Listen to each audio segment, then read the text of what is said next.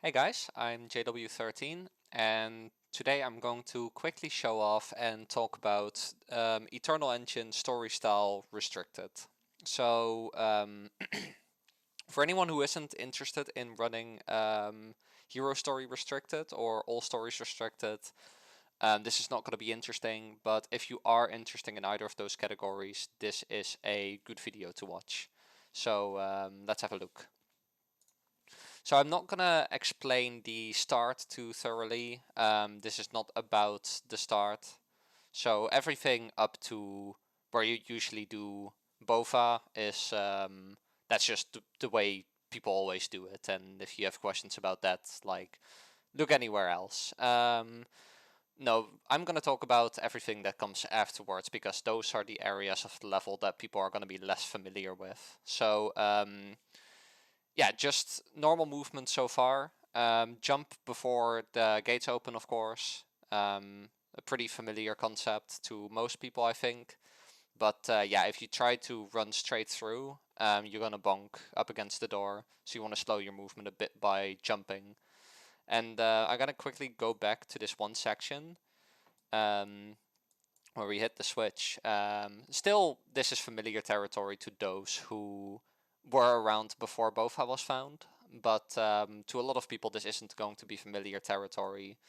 So I didn't do this in this run, but what I like to do is when I'm here, I like to start holding B or X already and get the laser pointer going for the guy that is behind this first door here.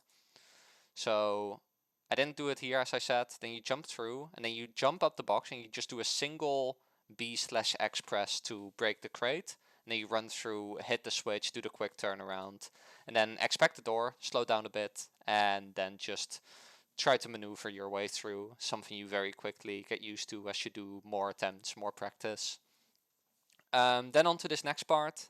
There is a little change compared to how we used to do this section that I came up with to make it a bit more consistent, because as soon as you fire the rocket, you're gonna have to do a really precise pass hover, and if you miss that, you basically just die, or you make your way back to the platform and you definitely miss first cycle. So instead, what I like to do now is I do a little jump and then hover onto the fence on the left. Could do it on the right too, probably, but I prefer the left. Um, and it just gives me a much better position to do a regular hover jump from, and I find myself messing this up a lot less than the pass hover. So just mess around with it, see if you like it, and if you do, there you go. And there you see me do it. Then you go through. You want to wait with the lock on a bit, because otherwise you start locking onto stuff you don't want to lock onto.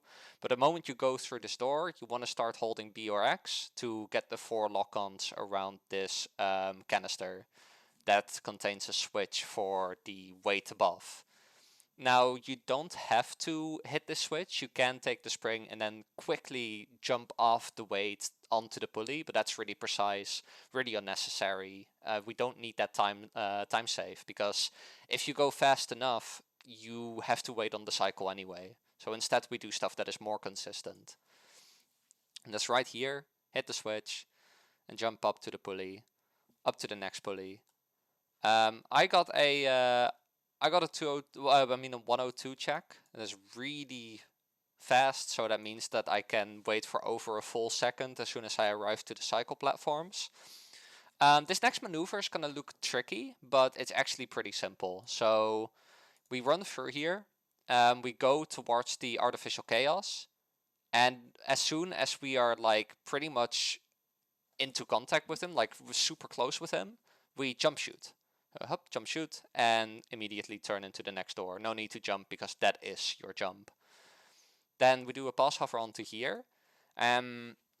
This is a pretty tricky section, so you're gonna want to watch these cycle platforms and wait until this one is right about at this height, like getting out of these lasers. I would recommend in runs to save it until it's a bit higher, and honestly just avoid running on the side of the platform at all. It's not inconsistent, but it is pretty easy to mess up. And yeah, you don't want that in your single segment runs. It's a very silly death to take for such little time save.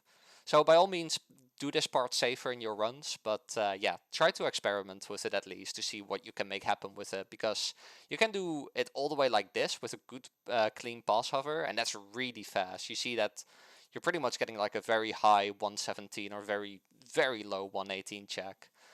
And as you saw there, the moment we land, we can just keep running through. You don't have to do a jump because you still have that slowed movement from landing and being in midair and stuff. So from here we can just walk through to this part. Pretty tricky to do that without jumping, but you get used to it if you practice it a bit. And then I like to get rid of these two enemies early, especially the one in the middle can shoot you and well, that will lose you a bit of time. You don't want that, of course. So jump here. Alright, so this next section is really tricky to do right. It's gonna require quite a bit of practice to make sure that you don't take deaths here in your runs. So basically, I like to cut a bunch of corners here, but not too drastically that makes it like unmanageable for me. Even in my ILs, I went for very doable distant jumps.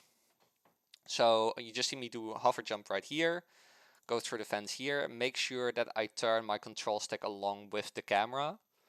I do like to play it safe by waiting to turn my control stick with the camera until I'm through the fence, because you don't want to start going parallel with the platform, that will get you killed. But yeah, in a pretty good position here. I did not kill this guy, you want to kill this guy. I got away with it, you don't often get away with not killing the guy.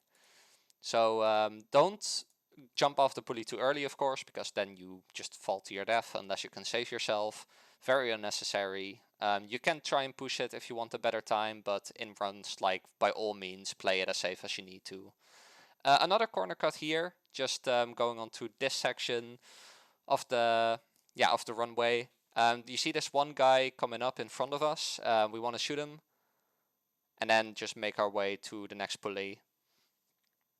Jumping off the pulley, you can already turn into this walkway here and just maintain full running speed, and then do a hover jump there towards the door to the checkpoint. So yeah, nothing much wrong with that. You can just jump from here, jump over the little canister spawner there, and then for this guy, you can literally just stay on the left side here, keep running through, he's not going to harm you.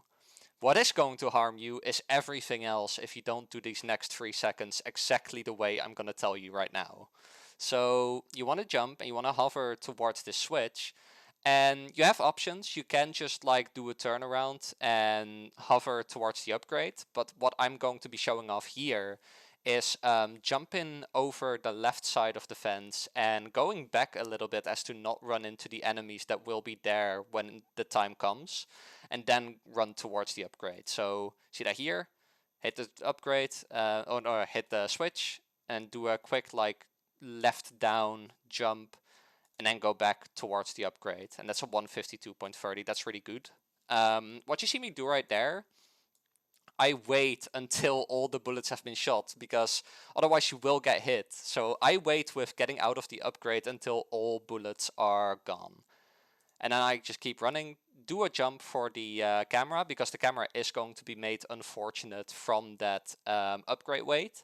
I still recommend not waiting any longer at the upgrade, because if you have a really fortunate camera going into this part,